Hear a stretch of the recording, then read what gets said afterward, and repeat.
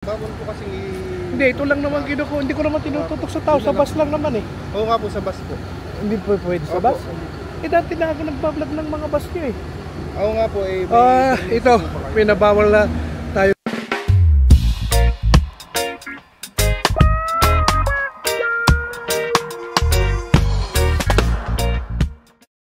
One. Ayan. Natin lang tayo nila misis dito sa terminal ng Victory sa Tugigaraw. Eh, maaga-aga pa naman kaya mauna na sila.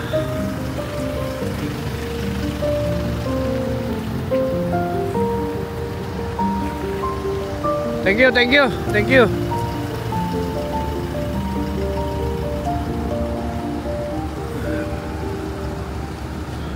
Yung sasakyan natin ngayon mga kasambalenyo, dito tayo sasakay. Volvo 7809. Bali sleeper bus tong binook natin. Ito yung kukunin din natin ulit. Ayan. So kukuha ko sa loob. Dito tayo ngayon sa Tugigaraw.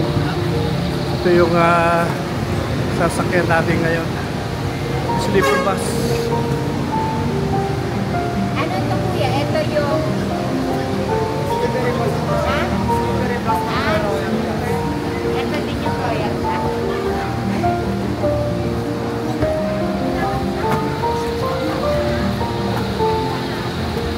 Lalagay ko lang sa vlog ko ulit ha. Ito yung sleeper bus nila ngayon. So na-vlog na natin ito nung nakaraan. Kaya i-vlog lang natin ulit.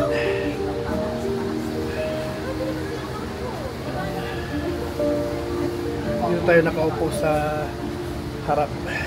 Sa baba. Nadaan lang ako ha. Ito yung loob niya. Ayan.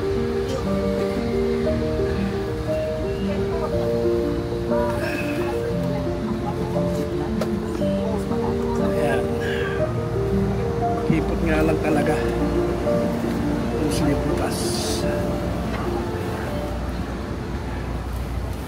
Ayan. Tapos sa likod yung tulugan ng driver. Of course ito yung toilet niya. Ayan, toilet.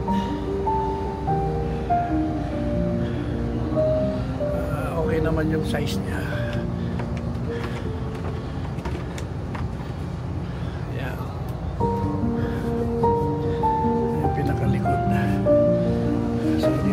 Sa kabila dadaan. Yan. Mga pasahero na rin. Medyo masakit na lang mga kasampalin nyo pero nakahiga ka na. Maganda na. Okay.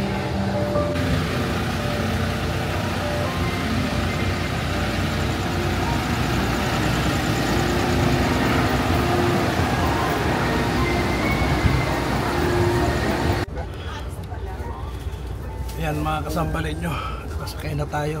Eksakto 5:20 ng hapon ang umalis na tayo dito sa Tugigaraw. Ngayon October 31, 5:20 ng hapon dito sa Tugigaraw. At ito nga't maalis na tayo sa terminal.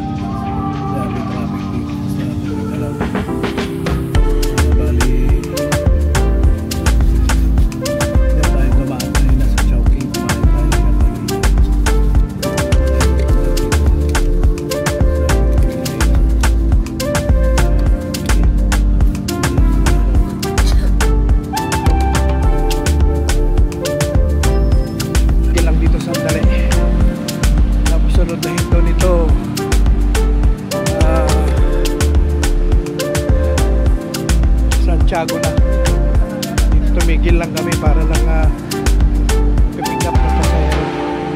Bali magkakasunod na itong tatlo. Sampaloc 7121 Mandisel. Okay, tapos may isa pa tayong kasabay. Patugigaraw naman yung isa, 625 Tiger.